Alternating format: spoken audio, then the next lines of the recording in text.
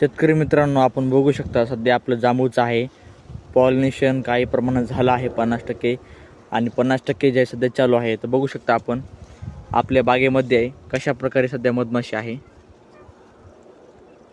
आणि बघू शकता मित्रांनो, झाडाचं वय फक्त आणि फक्त 2.5 वर्ष आहे. हे 2.5 वर्षाच्या झाडाला बघू शकता आपण कशा प्रकारे फ्लॉवरिंग आली आहे.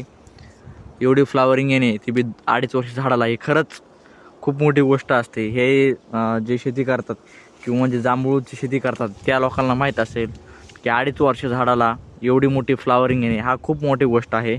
आणि आपण जे कष्ट केलेलं असते ते आपल्या इथे स्वरूपात बघायला मिळत असतं की आपण कशा प्रकारे केलं आहे, कशा प्रकारे आलं आहे.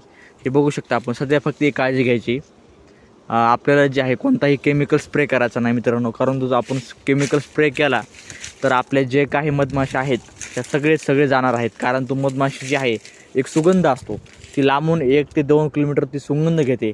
आणि जर सुगंध आला नाही तर ती जांभूळच्या झाडावरती बसत नाही. त्याच्यामुळे कोणताही स्प्रे घेऊ नका. आणि तुम्हाला तर माहिती आहे कीटकनाशकचा जो सुगंध असतो तो एकदम असा ते लांबपर्यंत जातो आणि एकदम हार्ड असतो. त्याच्यासाठी कोणताही स्प्रे वगैरे घेऊ नका.